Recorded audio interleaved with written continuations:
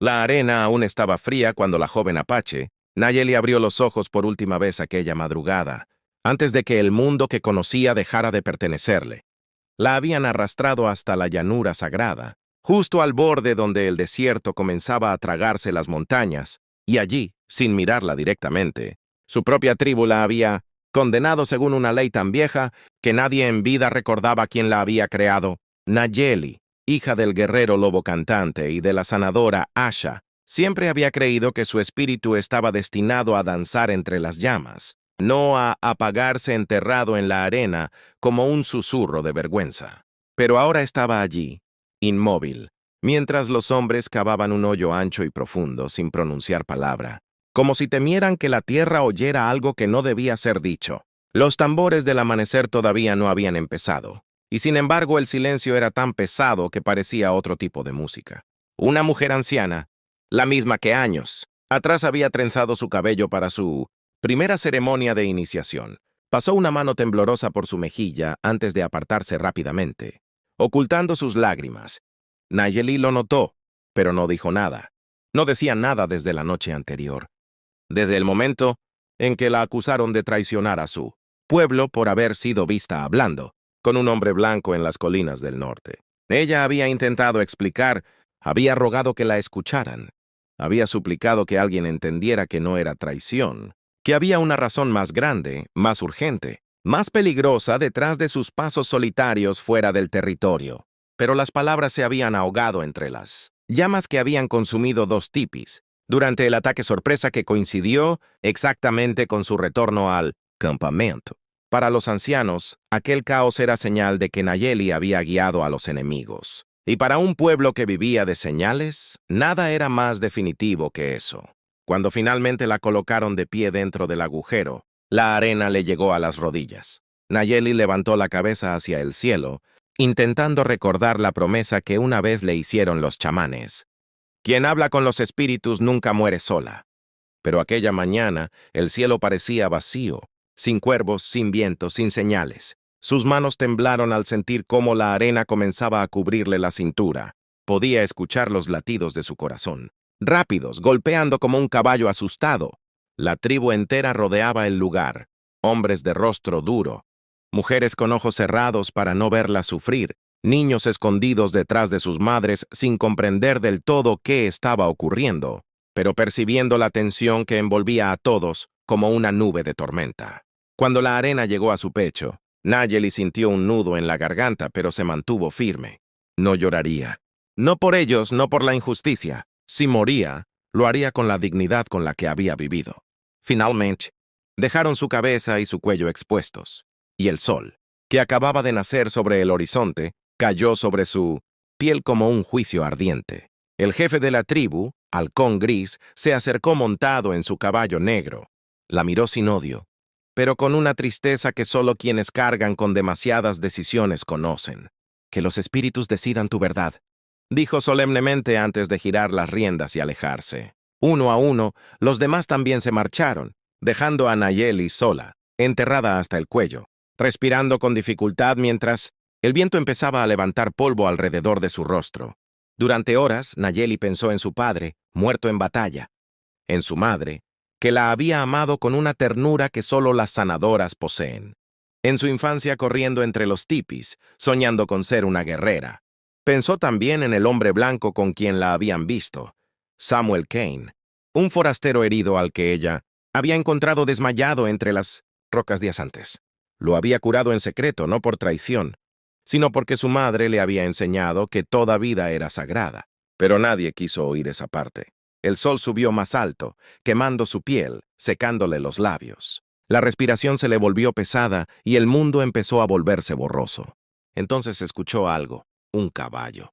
Un galope rápido, decidido, acercándose como un trueno. Nayeli abrió los ojos apenas, y entre la distorsión del calor vio la figura de Samuel, montado sobre su caballo castaño, con el rostro desencajado al verla enterrada. No dijo nada al principio, solo saltó de la montura y corrió hacia ella. Sus manos se hundieron en la arena, cavando con desesperación. El calor le quemaba la piel, pero no se detenía. Nayeli quiso decirle que se fuera, que era peligroso, que su tribu jamás perdonaría a un extranjero por intervenir. Pero la voz no le salió. Samuel la sostuvo por los hombros, murmurando algo que ella no podía entender, y siguió cavando hasta liberarle los brazos, luego el torso, luego las piernas. Cuando finalmente logró sacarla del agujero, ella cayó contra él, mareada, débil, a punto de perder el sentido. Y fue en ese preciso instante cuando se escuchó el terrible sonido. El cuerno ceremonial apache, un llamado de guerra, un aviso de que alguien había visto lo que estaba ocurriendo. Samuel cargó a Nayeli en sus brazos, la montó en el caballo y subió detrás de ella. La sujetó con fuerza mientras espoleaba al animal hacia el horizonte. A sus espaldas, el grito de guerra de la tribu se elevó como un relámpago que partía la mañana. Flechas comenzaron a silbar. Caballos retumbaron en persecución.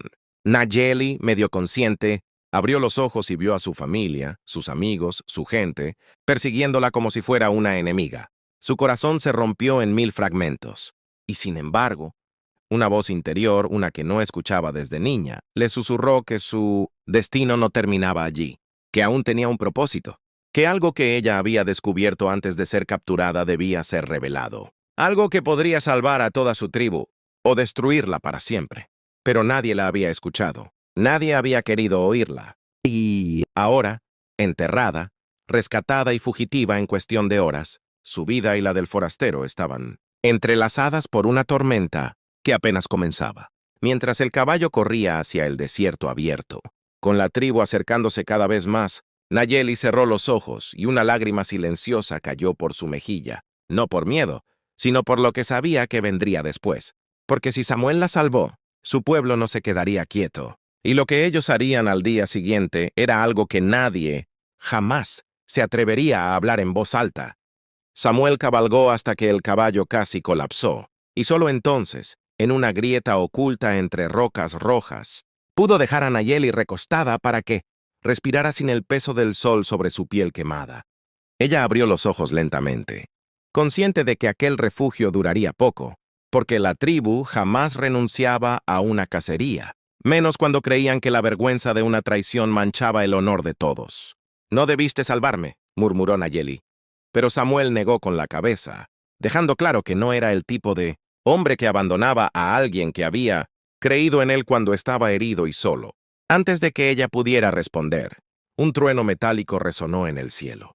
Era el sonido de tambores rituales, acercándose como una tormenta que avanzaba lentamente a través del desierto. Nayeli se incorporó con esfuerzo, mirando al horizonte con una mezcla de miedo y determinación, y finalmente confesó lo que nadie en su tribu quiso escuchar, que en las montañas había visto señales de un ataque mucho más grande, algo que los ancianos habían ignorado, algo que podría destruir al pueblo entero si no actuaban pronto.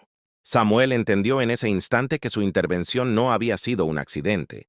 Estaba atado al destino de ella mucho más profundamente de lo que imaginaba. Pero no hubo tiempo para hablar. Una flecha rozó la roca sobre sus cabezas, seguida del grito escalofriante del primer guerrero apache que los había encontrado. Samuel tomó a Nayeli por la cintura, la subió nuevamente al caballo y corrieron hacia el río, perseguidos por sombras que se movían entre los acantilados con la precisión mortal de cazadores natos. El caballo saltó, esquivó, resopló, mientras la tierra temblaba bajo los cascos de la tribu que se acercaba, y justo cuando parecía que serían atrapados, Nayeli levantó la voz y gritó un antiguo llamado espiritual que retumbó, como un eco ancestral por todo el cañón.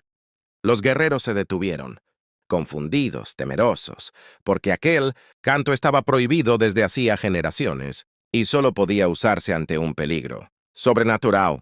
En esa pausa mínima, Samuel cruzó el río con ella y desaparecieron entre los árboles densos del bosque, dejando atrás un silencio inquieto entre los perseguidores. Esa noche, mientras el fuego pequeño del campamento improvisado iluminaba el rostro cansado de Nayeli, ella prometió algo que ni el viento se atrevió a repetir, que nunca volvería a huir, que regresaría a su tribu no para suplicar, sino para advertirles de la amenaza que se acercaba, una amenaza que, al amanecer, obligaría a los guerreros apache a hacer algo tan doloroso, tan impensable, que con el tiempo se convirtió en un secreto oscuro que nadie nunca se atrevió a contar.